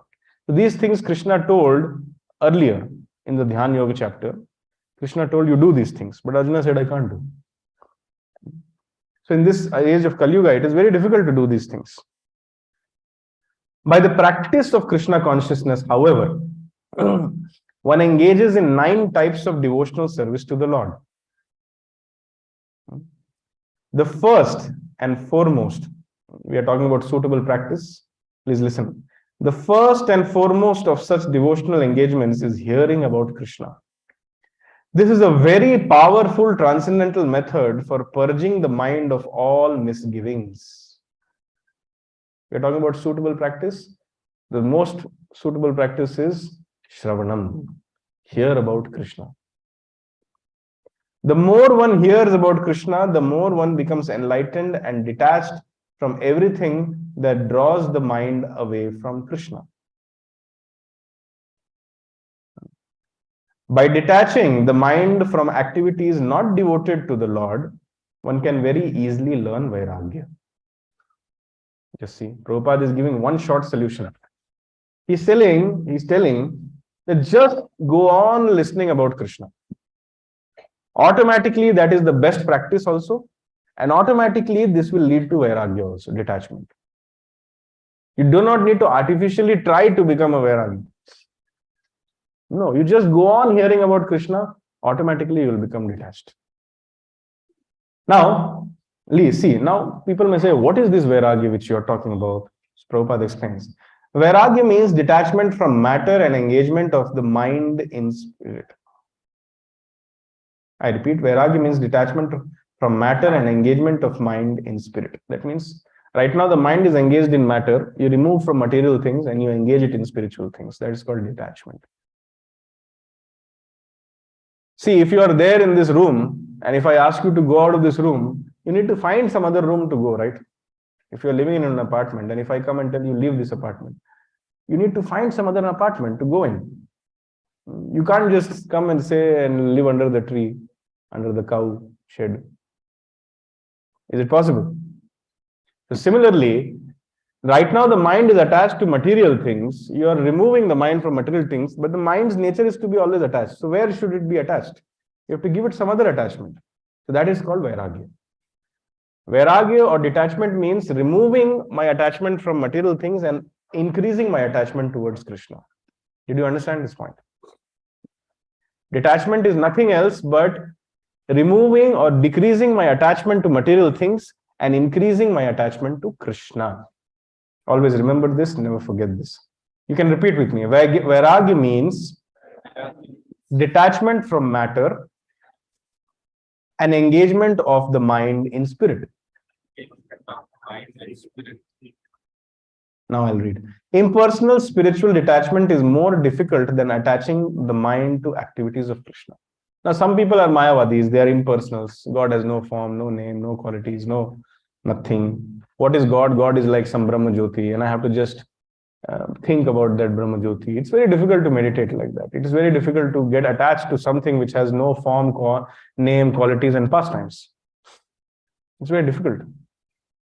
Imagine I want to get attached to God. What is the name of God? There is no name.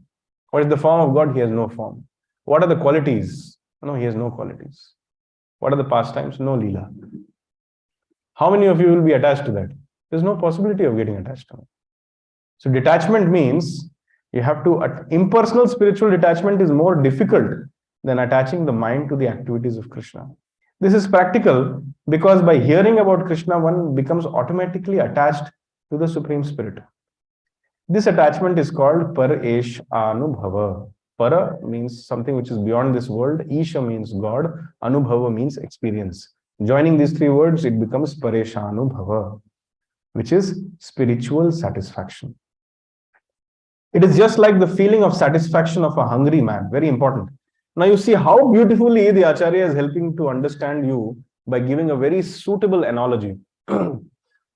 This is called as practical experience. You see,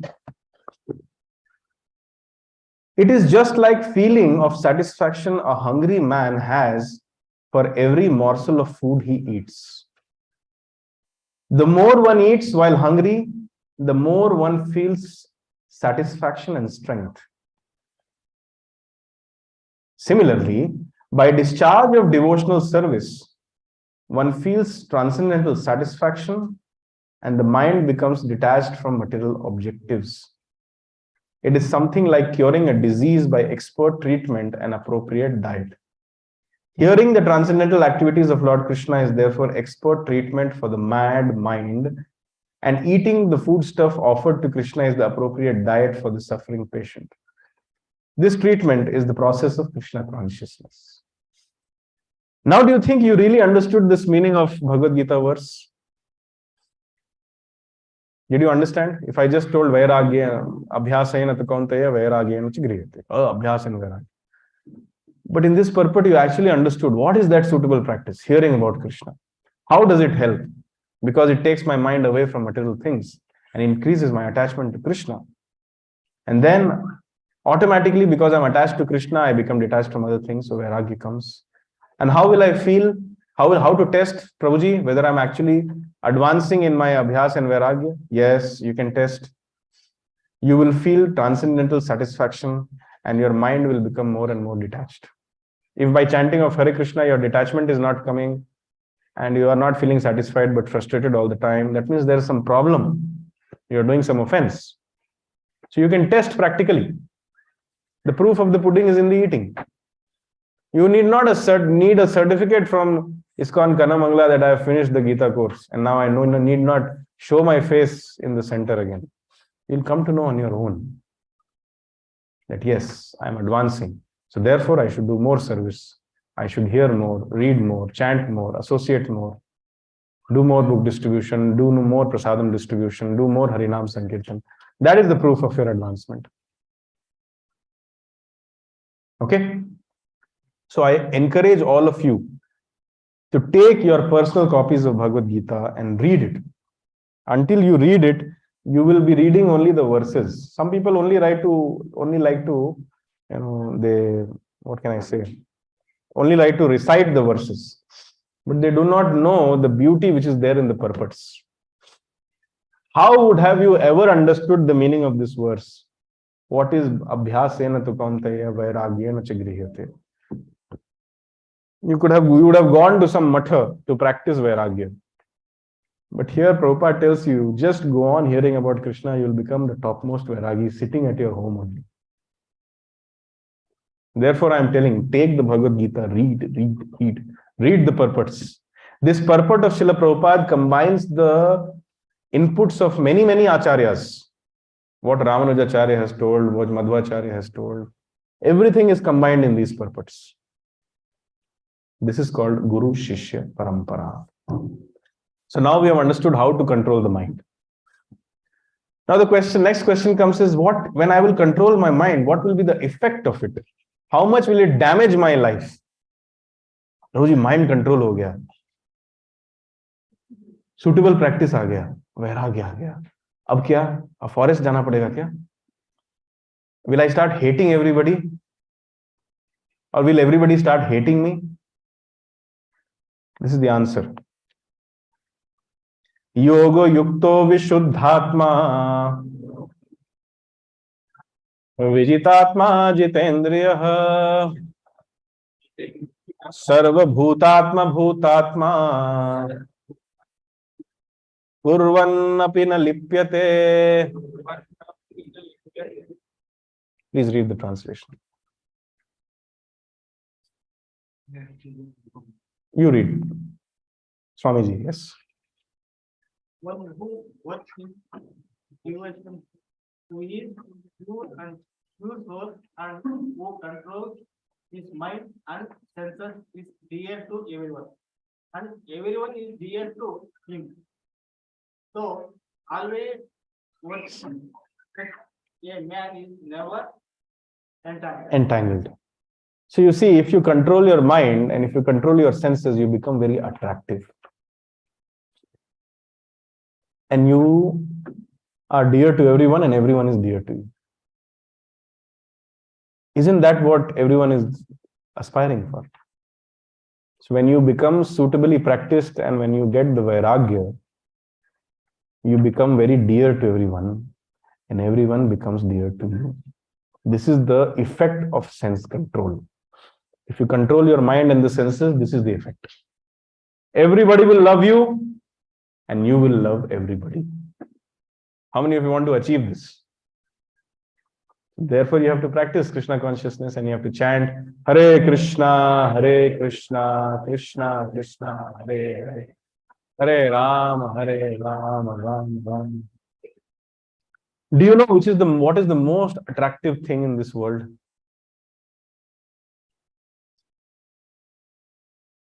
Don't tell me some car or some. What is the most attractive thing in this world? He's beyond this world. I'm saying in this world. piece of nature. Sorry? Peanuts? Somebody told peanuts. Huh? Beauty of nature. Purity is the most attractive thing in this world. You just pavitrata. You just practice this suitable practice and detachment by hearing about Krishna. Because Krishna is pavitram. Who is more pure than Krishna? Nobody. Nobody is purer than Krishna. So when you hear about Krishna, you also become pure. And when you become pure, you become very attractive. See, so many people are there on the streets, but when our students and our devotees, practitioners under the guidance of Srila Prabhupada, when we go out to distribute the books, we see people here. And they really want to take the book. They really want to read. The way we do book distribution is mind blasting. Sometimes we stand on a traffic signal and we see 160 seconds. And the book distributor takes a target of 6 books. He takes those 6 books, he just goes running from one car to another car, and then he knocks one car's window, and then he pushes the book inside. And then the person, he can do anything to you. But then because these people are chanting Hare Krishna 16 rounds daily, and because they are reading Prabhupada's books 1 hour daily, that purity of practice which they have, it attracts people. In 160 seconds, how is it possible to sell 6 books? But it is happening. You come and see in the December month, we will distribute books. You will see many distributors doing that. One day, one book distributor sold 120 books in half an hour. How is it possible? Is it seriously possible? It is not possible. But because they have that purity of character, it makes them so attractive that whatever they say, it pierces the heart of people and they want to follow and they want to take. So therefore, what is the most attractive thing in this world?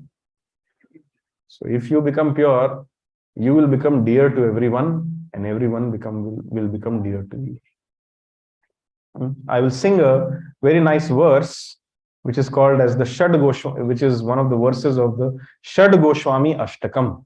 Lord Chaitanya had 6 students in the altar.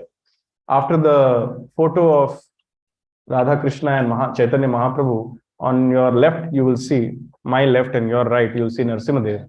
Then you will see Panch Tattva, which are the Sri Krishna Chaitanya and Prabhu Nityananda, Sri Advaita Gadadhar, Sri Vasami, Gaura Bhakta Vrinda. Who is that Gaura Bhakta Vrinda? The Acharyas below. They are the Gaura Bhakta Vrinda. So on your right hand side and my left, you will see a photo of 6 people. They are the direct students of Lord Chaitanya. Lord Chaitanya is Krishna himself. So the glorification of those 6 Goswamis or Shad Goswamis have been written in this Shad Goswami Ashtakam. I will just sing one verse of it for your pleasure. Krishna Kirtan Gan Nartan Paro Premamritam Bhonidhe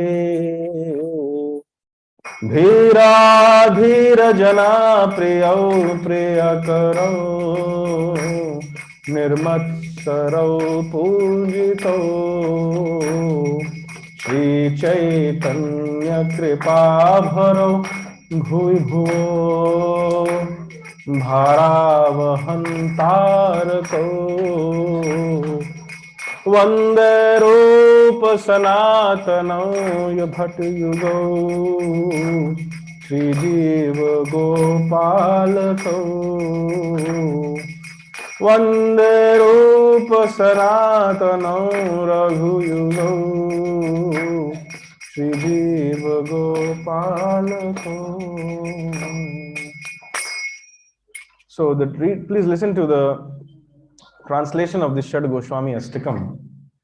It says, I offer my respectful obeisances unto the 6 Goswamis, namely Sri Rupa Goswami, Sri Sanatan Goswami, Sri Raghunath Bhatt Goswami, Sri Raghunath Das Goswami, Sri Jeev Goswami and Sri Gopal Bhatt Goswami, who are always engaged in chanting the holy name of Krishna and dancing. Krishnot Kirtana Gana Nartana Parau. So a person who has completely controlled his mind, what are his activities? You may find him singing and dancing in the streets, chanting Hare Krishna, Krishna Krishna, Hare Hare, Hare Ram, Ram Ram, Hare Hare. They are just like the ocean of God. Premamritam bho nidhi. Nidhi means ocean. They are like the ocean of love of God. And dhira dhira jana priya priya karo. Dhira means sober, sajjan, good people. Adhira means ruffians, thugs, thieves, criminals. Now these Goswamis, when they used to be in Vrindavan, dhira dhira jana priya priya karo. They were popular with both the gentles and the ruffians. Even the gentle people of Vrindavan would come and consult the Goswamis, and even the thieves and the thugs and the dacoits and the criminals will also come and take shelter of these Goswamis. So as I told you, if you become a Goswami, you will become dear to everyone and everyone will become dear to you. These 6 Goswamis wouldn't differentiate. Oh, you are such a nice person. I will give you my counsel.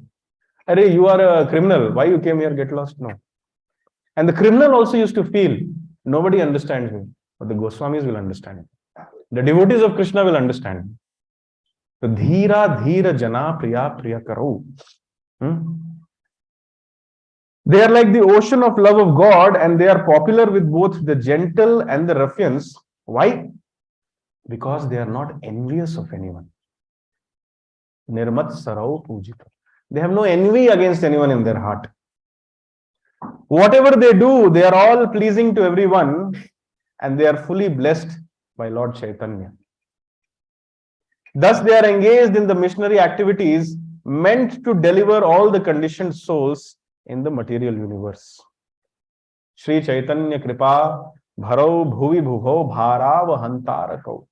So this Bhumi has a lot of bhar because of the sinful reactions of the people. Simply by singing and chanting the holy names of Krishna, they are removing the burden of this planet and this world, and they are delivering everybody by making them hear the sound vibrations of Hare Krishna, Krishna Krishna, Hare Hare, Hare Ram, Hare Ram.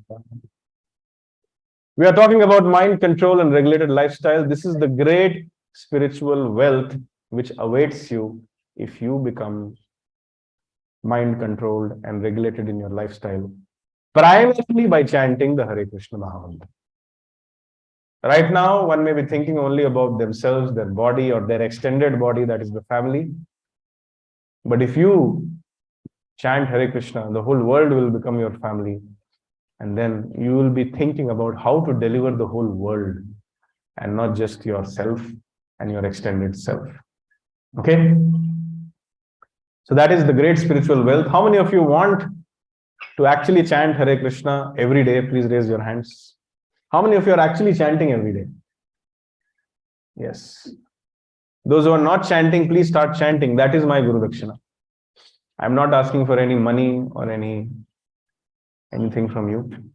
I'm only asking that if you at all have any gratitude or any respect for Bhagavad Gita, Lord Krishna, and the Acharyas like Prabhupada in your heart, please chant Hare Krishna. If you don't do this, you're wasting your time, I'm wasting my time. Let's just go home and sleep.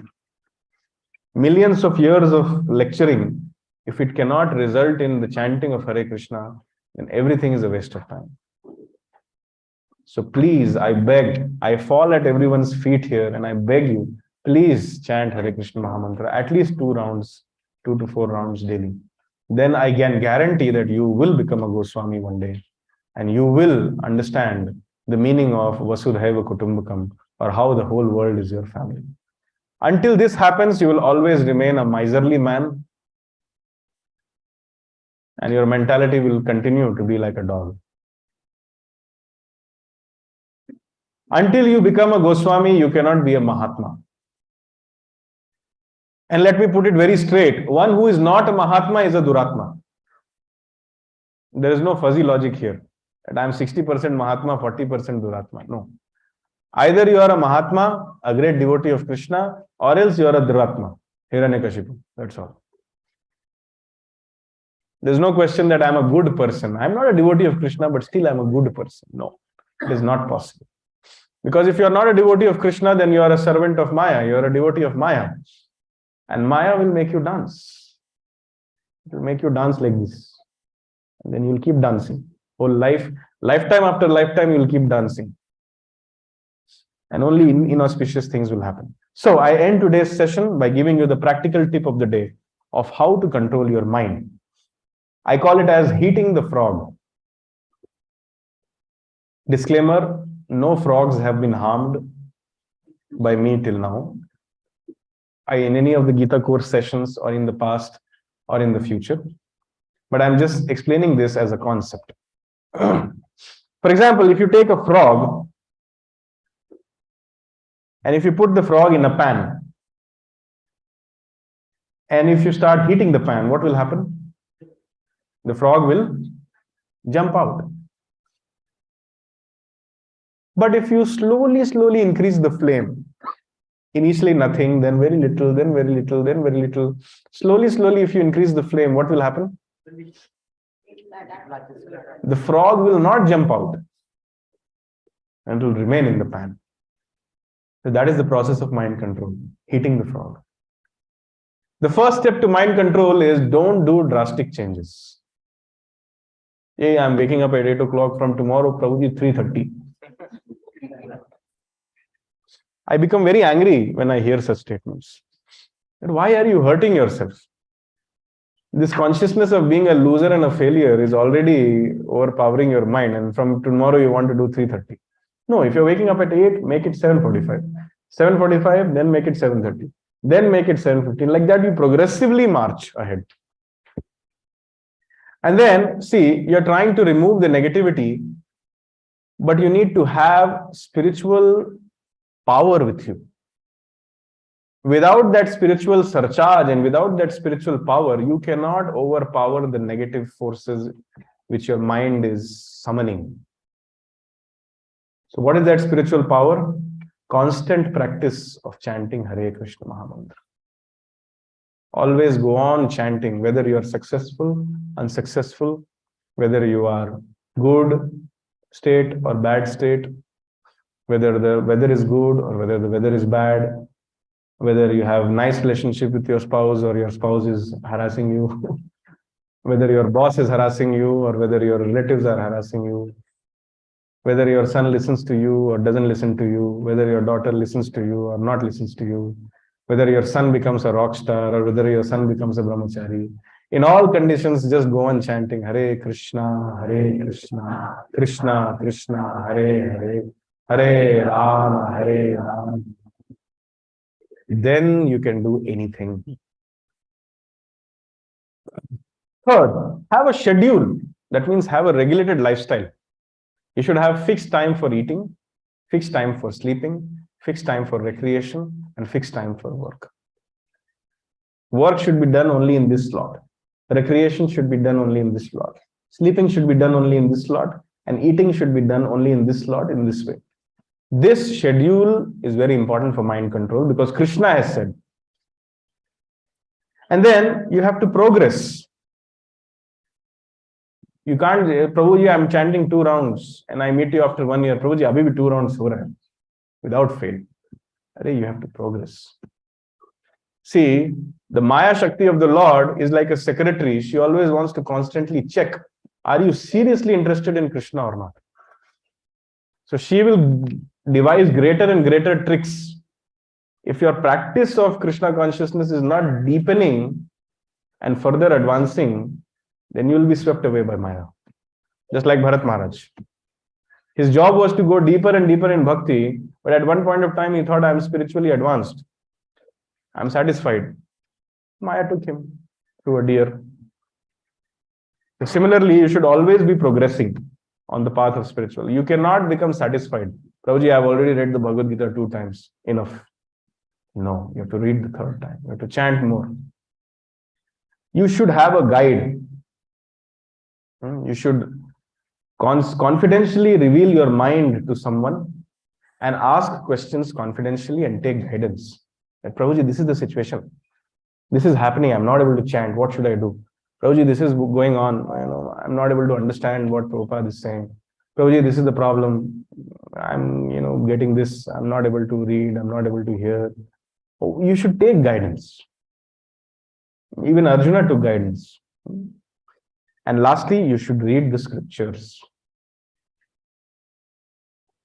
So if you do these 6 things, the primary of which being the constant practice of chanting. The second point is the foundation of everything which I have said till now. So you will be able to do it. So how many of you want to begin your journey of mind control right now? Please raise your hands. Can we distribute the japmalas? They want to do it right now. Okay. So just to remind you, I will say again, Krityadhyayato Vishnum Tretayam Yajato Makhaihi Dvapare Paricharyayam Kalau Tadhari Kirtanat. Whatever result was obtained in Satyuga by meditating on Vishnu, in Treta Yuga by performing sacrifices, and in Dwapar Yuga by serving the Lord's lotus feet, can be obtained in Kali Yuga simply by chanting the Hare Krishna Maha Mantra. Hare Krishna, Krishna Krishna, Hare Hare, Hare Rama, Rama Rama, Hare Hare. Iti Shodashakam Nama Nama Kalikalmashanashanam Natah Parataropayah Sarva Vedeshu Drishyate. Hare Krishna, Krishna Krishna, Hare Hare, Hare Rama, Rama Rama, Hare. These 16 names composed of 32 syllables are the only means to counteract the evil effects of Kali Yuga. Evil effects of Kali Yuga means meat eating, gambling, illicit sex life, and intoxication. In all the Vedas, it is seen that to cross the ocean of nescience, there is no alternative to chanting of the holy names of the Lord. Okay? Hare Krishna. So we will end the session here and we will start our japa.